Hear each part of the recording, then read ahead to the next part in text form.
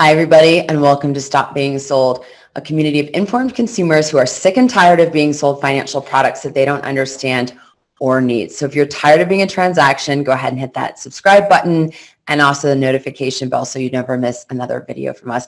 And while you're at it, if you like the content of this video, go ahead and hit that thumbs up, that like button. That will help us know that you enjoy the content and also help other people find it as well. So how are you today, Brian? Hey, doing great, Michelle. How about yourself?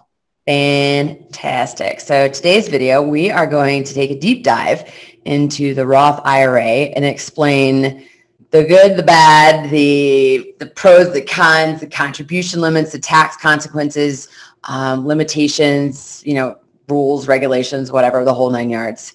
I'm excited for this one. Yeah, this is my favorite. And if you're watching this, make sure you stay tuned all the way through it, because this video was created by the most frequently asked questions on our videos about Roth IRAs. And then also of my 23 years as a financial advisor, this is my #1 product that I personally love, hold, own this. This is phenomenal. And there's reasons to it. And we're going to explain that into much greater detail today. So fantastic. And one quick thing before we dive in, if you have a Roth IRA, this is worth a watch, not just if you're looking for one, you're looking to open one, because it's really important to understand what you own and what you're putting your money into. You got it. All right. So without further ado, let's start off with what is a Roth IRA and how does it work? Michelle, Roth IRA in general is a individual retirement account that grows tax-free. There's a couple circumstances that makes it as a tax-free account. We'll go into that much greater detail, but think of it this way. A Roth IRA is just an individual retirement account that grows tax-free. Remember that part, you're home free. Okay. So how does it work? Okay. These are different than your 401k at work. Your 401k at work, you put money in, it comes out pre-tax. You fund this account with after-tax money. That means after you've got your paycheck, you've already paid taxes at work or whatever, and you contribute to this. Depending on your investments that are chosen, your withdrawals in retirement can be 100% tax-free. Okay. So let's dive in now to the advantages. I mean, you mentioned obviously money growing tax-free, and under most circumstances, there's a few caveats. You can withdraw the money tax-free. Let's go through those, list out all of the advantages to a Roth. Perfect. And Michelle, these Roth IRAs, to us, we truly believe that when you open and fund one of these, this may be one of the best financial moves that somebody can make. So as we discuss the advantages of a Roth IRA, there you go, tax-free. I keep thinking that because that is the #1 advantage. So we might as well hit that first. So this is, Michelle, the #1 benefit of a Roth IRA is the tax-free distributions. You fund this account with your after-tax dollars, and in retirement, your proceeds are yours 100% free and clear of federal and state taxes. The main key to that is allowing you to hold the account for more than 5 years and be above the age of 59 and a half, and it's home free. It is yours. You could liquidate the whole thing at once and pay $0 on taxes. Think about that. Michelle, if you start the account at, say, age 25, at age 65, you have 40 years of growth inside this account that you can just grab it all and game changer, do whatever you want. Right. Absolutely. All right. What else? That's the #1 benefit. What other ones? Okay. Next is take your 401k at work, traditional IRA. Once you reach retirement, currently you have to take required minimum distributions at age 72, right? Mm-hmm. Well, unlike them accounts, there's no required minimum distributions at any age. This allows your funds to continue to grow tax-free. One of the biggest problems that I have with RMDs, Michelle, is the fact that you're forced to withdraw funds from accounts that may be performing well, right? Why would you keep taking money out of accounts that are doing well? Okay. And the second problem with traditional RMDs is the fact that, let's say it's 2009 again, and the market's down 40%. You're forced to sell at the bottom. Makes no common sense to me. So the second advantage, big advantage of Roth IRAs is the fact that there's no required minimum distributions. Okay, next one. Better terms for early withdrawals than an IRA. So in case you need funds in the event of an emergency, you're not going to be penalized for early withdrawals of your contributions. Remember, you've already paid taxes on these contributions into the Roth IRA. So you're not going to be penalized if you take them out. So the 10% penalty will only apply to the earnings that are withdrawn before the age of 59 and a half. So withdrawals from an IRA, you know, you have your before 59 and a half, have that 10% penalty. And you must also pay income taxes on the amount withdrawn. Yeah. Okay. All right. What else do we have? Okay. So let's say, so God forbid, Michelle, we pass away, right? It's going to happen, right? How about tax-free withdrawals for your heirs also? Unlike traditional IRAs, your heirs will pay no taxes on the proceeds from an inherited Roth IRA. That's huge. That is huge. Yeah. That's massive. And the last big advantage, they're easy to open. Anyone can open a Roth IRA as long as you have earned income. Contribution limits for this year, 2021, are $6,000 for virtually everyone, unless you're over the age of 50 and you get an extra $1,000 catch-up provision, so you're allowed to put in $7,000. Right. So that's actually one of my questions is about contribution limits. They're the same, correct, though, for 2021 as in 2022?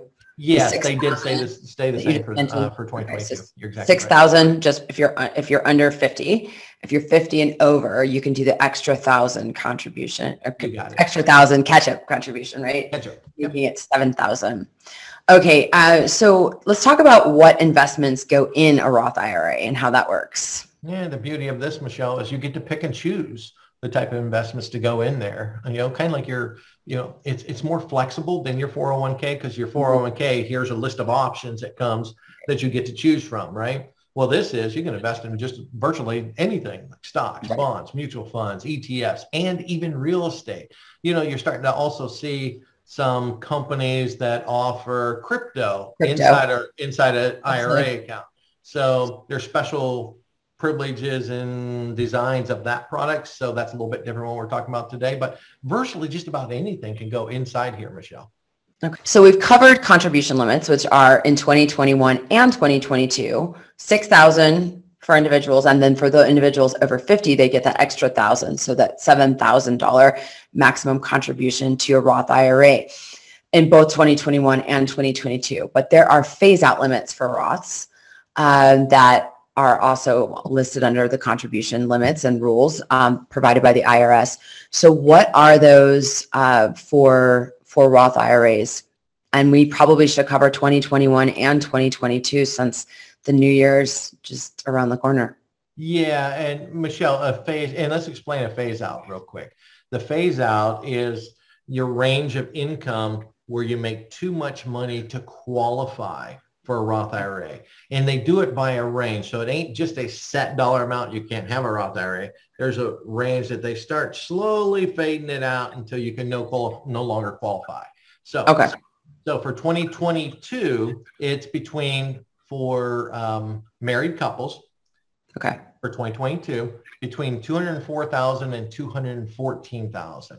Okay. Now to finish out this year, it was 198 and 208 for married couples. So it has increased for next year. Okay. And what about individuals?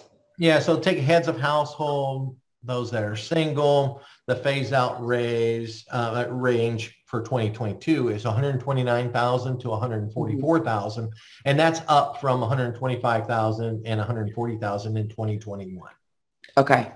All right. So we're seeing the phase out be bumped up just a bit. So talk to us a little bit about how this works though. it starts to phase out. For example, you just said, excuse me, I gotta get my reading glasses on. In my notes, it says here 2021 for individuals. No, sorry, for married couples is for 2022 is 204,000 to 214. So what happens when you hit that 204,000? Is that when it starts to phase out, and what does that actually look like? Yeah, it starts to phase out at that range, but you hit the 214,000, Michelle. If you pass that and you've contributed all year long into this, there's a penalty.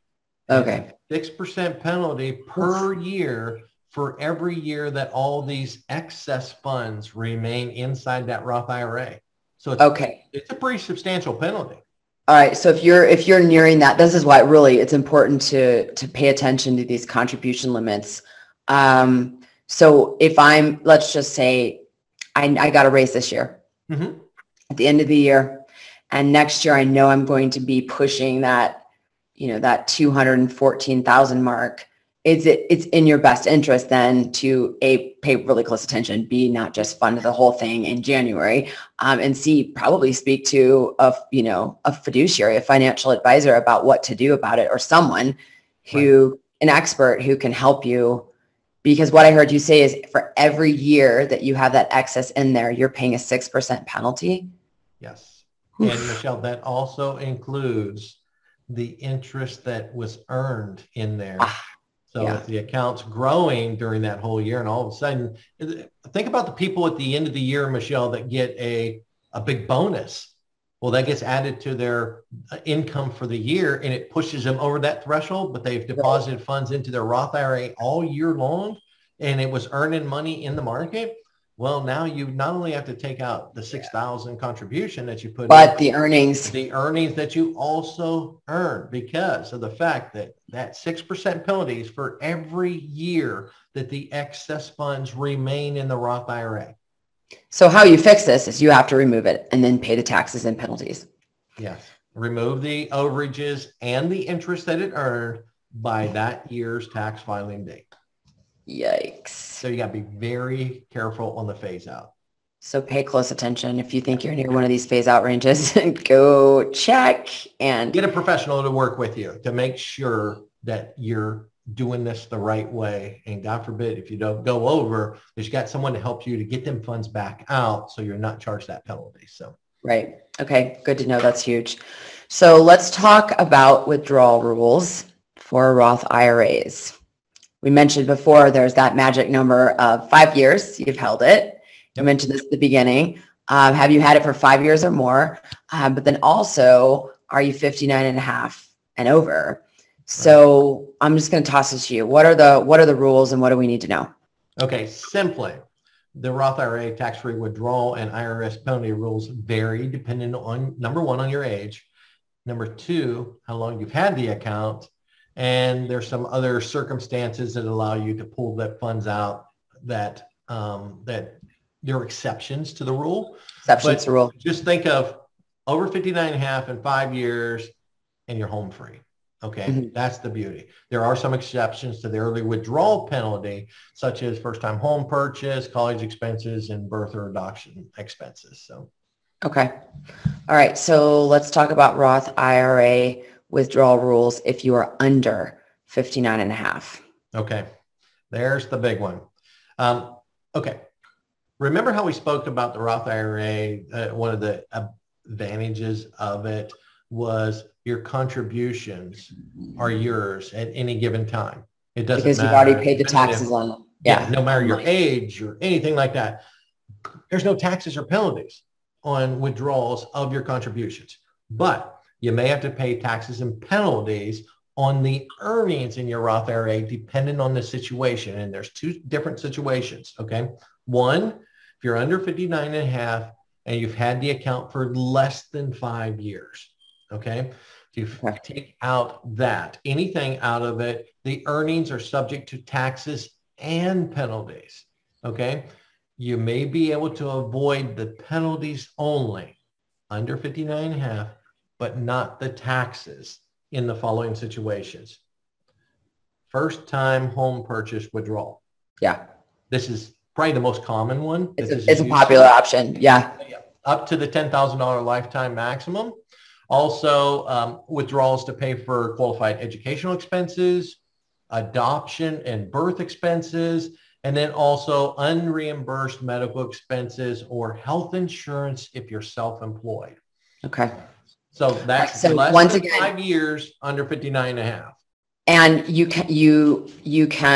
may be able to avoid penalties if one of those 4 situations applies to you, but not the taxes. Yeah, you still have to pay the taxes because you haven't met the 2 main guidelines of over 59 and a half and 5 years. So, all right. So what if you're over 59 and a half and you've had the Roth IRA for over 5 years?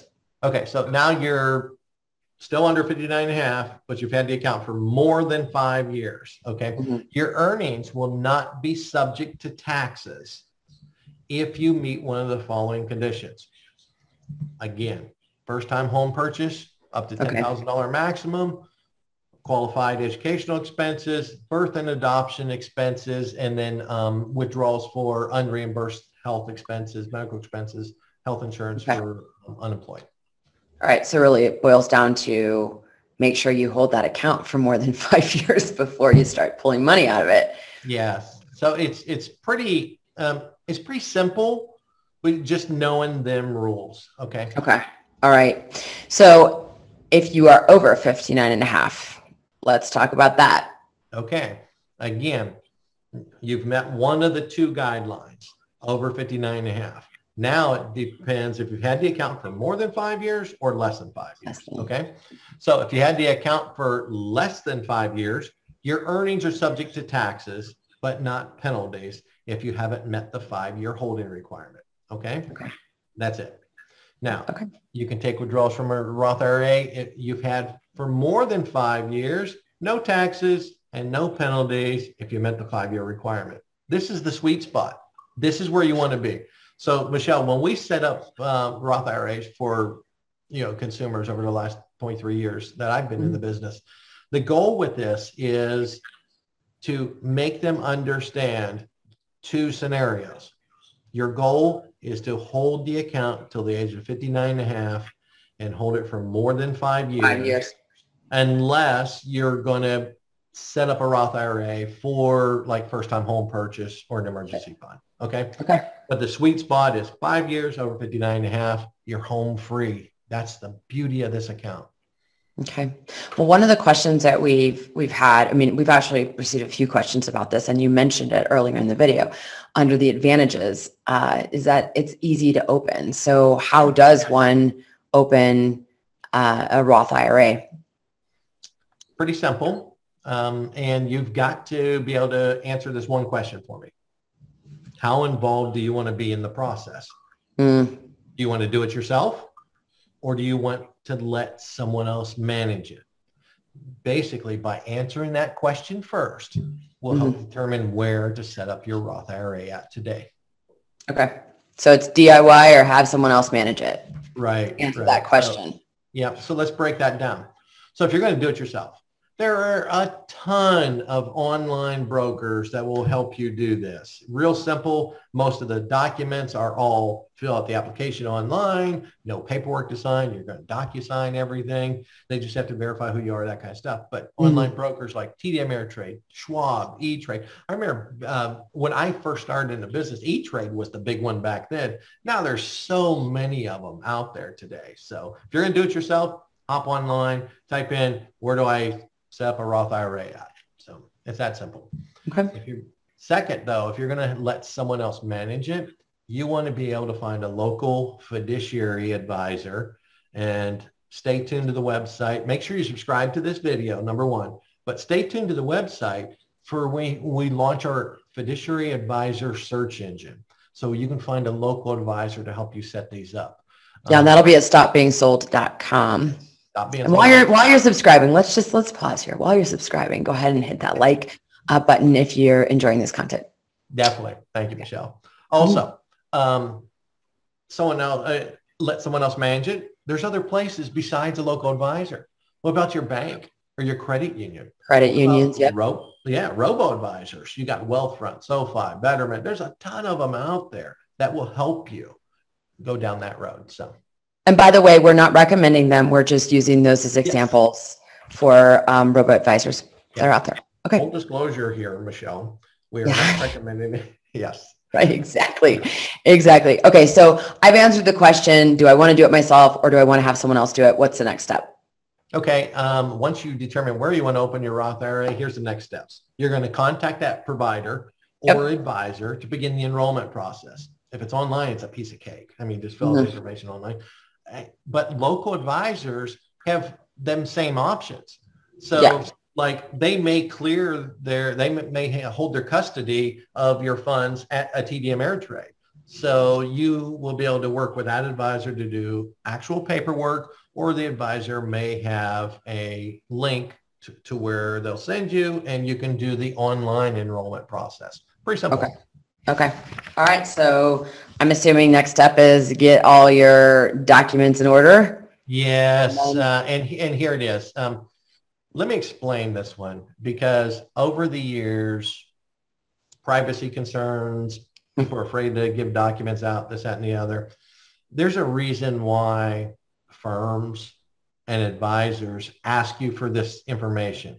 Because they have to. They're required by law to do it. Okay. It's that simple. And you know, when the Patriot Act came out in the early 2000s, that expanded this. Okay. So they were required to gather information like we need your age, other investments, tax status, financial needs, investment experience, your investment time horizon, liquidity needs, and what is your risk tolerance? Right. Us as an advisor, me as an advisor today, I have to know that about you before I set up an account today. It's that simple. All right. So what other requirements might be needed? Well, let's take it one step further. The SEC also requires that a new customer provide detailed financial information. Yeah. Your name, date of birth, address, employment status. This is when you also have to provide your like passport or driver's license, right? They're asking for that. You have to show identity of who you are. So if you got your social security card, your driver's license, they want a photo ID of something. Okay. But employment status is one I get questions on all the time, Michelle. It's like, why do you need to know where I work at or if I work? Well, you got to show that you have earned income, number one. That's a key thing. In order to have a Roth IRA, you have to have earned income. Yeah. But employment status, again, is to go into detail about what, let's say you're a plumber. What does an average plumber make? Okay, that helps the SEC say, okay, so you got plumber Joe over here that you're investing money for, and he's super, super aggressive, but he only makes $40,000 a year. Right. Does that make sense? Okay, so these questions are to help protect you, the consumer, and advisors aren't doing what they shouldn't be doing out there. Okay. All right. So next thing, we've got gathering all that information, giving away everything but the kitchen sink. I had something, I don't know what I was applying for, but the New Year customer, they asked me for a bill to show that I actually lived at that address. Oh yes. That's common. That's very common. So like, okay, here's my water bill. All right. So now we've got the fund your account, right? I mean, that's it. And then just what else? The easiest thing is deposit funds into your account up to the annual limits. Remember the phase out rule. Be careful of that. Yeah. And for ease of use, Michelle, over my years in the decades in the business, the dollar cost averaging is simple. So clients would put in automatic drafts of like $50 a month, $75 a month, $100 a month. That's what I do. It may be. Yeah. So the dollar cost average into their Roth IRA for the year. So we'd take the $6,000 or $5,000, whatever they were putting in, whatever they were allowed to put in, divide it by 12 months, and then that's exactly draft that out. And it's so much easier to do that. You know, I've had it. When I first started funding my Roth IRA, I was like, at the end of the year, as we're coming close to tax time, because you can, in fact, contribute to your Roth up to tax day. Yeah. So for 2021, I have until April 15th, 2022 to fund it. Right. And I would get to that moment and I'd be like, I still need $3,000. And now just going to set it up, divide it by 12 and call it a day. You got it. Yeah. And then now, Michelle, your account's open. The account's funded. Now you got to choose your investments. And this is, again, two different ways. If you're a DIY investor, if you're doing it yourself, you can choose from stocks, bonds, ETFs, mutual funds, real estate, and crypto if you have that type of account set up also. And if someone else is managing, let them choose the investments for you based on how you answered all them risk tolerance questionnaire. Okay. So I have two more questions, and this comes from questions that people have asked us. First thing is we're talking about the phase outs. Mm-hmm. So if you go over the phase out amount, right? If you cross that line, you're not forced to close the account. You're just forced to remove the excess funds, correct? Depends. Aha. Scenario. If, let's say, January 1st of 2021, you open the Roth IRA. Mm-hmm. At the end of the year, you pass that threshold. You are not allowed to open that account for that year. Okay. So if you've only had that account for that year, this year only, and you pass that threshold, that account has to be closed, because the only way to take out your overages and the interest is to take it all out. Yeah, you can liquidate the account and wait till maybe January next year to start contributing again. But if you already passed it this year, you've already probably hit the phase out for next year also. So you got to be careful. But the other scenario is, Michelle, let's say you've had the Roth IRA for 20 years. And each year your income kept going up and up and up. And finally you hit that threshold this year. The only thing that has to come out is the excess that you put in for this year and the earnings on that. That could get very complicated, because you have to know exactly what you put in this year, how much it earned. Okay. And that only that. So you wouldn't have to shut down the account then. All right. And so the last question here, one other question is, can I have a Roth IRA at the same time I have a traditional IRA? Sure. You can have both. Yeah, you can have both. But remember, your contribution limits for IRAs are the maximum $6,000 or $7,000. So you can have an IRA, a traditional IRA, and a Roth IRA, but you can't put, if I'm under age 50, I can't put $6,000 in this one and $6,000 in the other. It's $6,000 total. And that's why I like the Roth IRA much better. Well, for sure. I mean, the tax. Just the ability to pull it out tax-free. Sure. After all the years. So. All right. Fantastic. This is really good. Thank you for going through this. And if you are watching and you have more questions about Roth or even traditional IRAs, leave us comments below, because that's how we curated this video. I mean, we curated the content in this video from questions from our viewers. So make sure to do that. If you like this video, hit that thumbs up button. Brian, is there anything else that we didn't cover? Any questions I didn't ask about Roth that I should have? No, that's basically the whole thing in a nutshell. This is the combination of all these questions that are asked about the Roth IRAs. And since it is my favorite plan to set up, I really wanted to make sure that we covered that today. So for sure. Okay. Well, thank you so much. And thanks to everybody for watching. And again, give us that thumbs up sign and hit that like button. I don't know what you call it. I don't know, just that thing that looks like this. Press it. And also subscribe so you don't miss another video from us. Thanks again, everybody. Thanks, everyone. Thanks, Michelle.